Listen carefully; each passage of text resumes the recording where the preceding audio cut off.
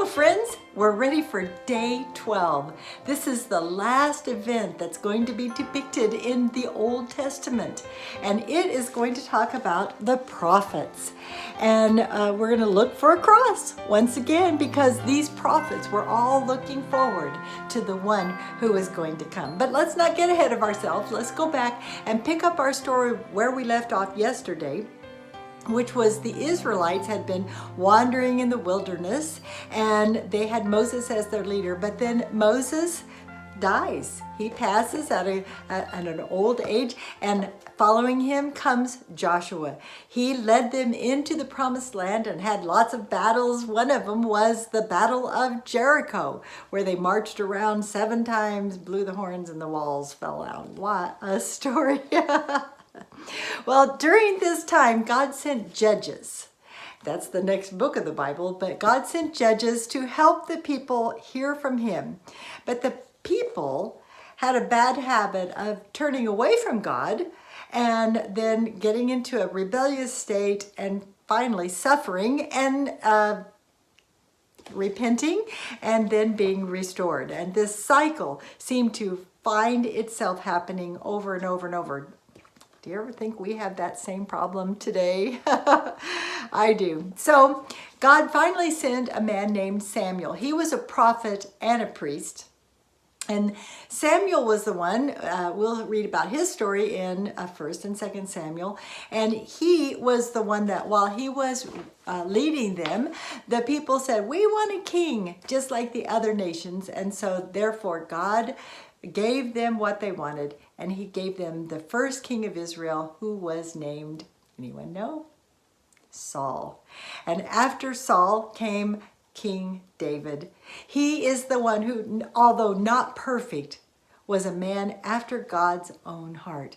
Following David came his son Solomon, who built the temple. And this temple was a place where God called all the Israelites to come and worship him.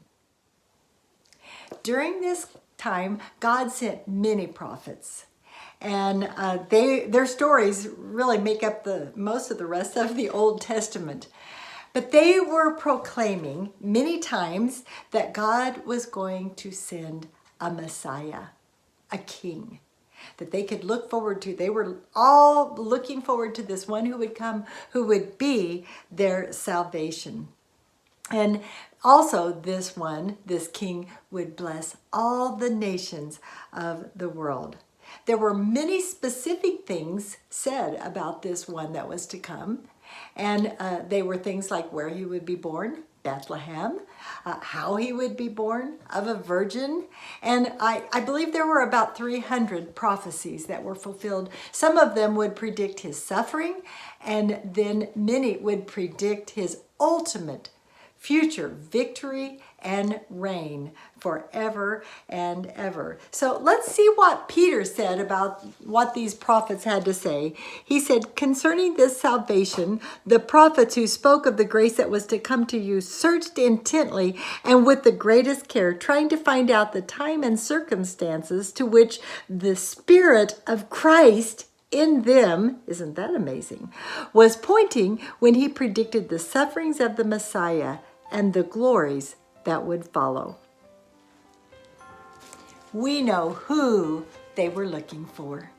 It was our Jesus Christ, and you'll see the cross right there on their tablet.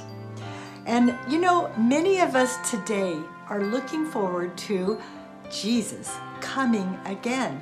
Just like they were looking forward to his first coming, we are now looking forward to his return, because he promised us that he was going away to prepare a place, and that he would come again and take us to be there with himself forever and ever. Wow, what hope.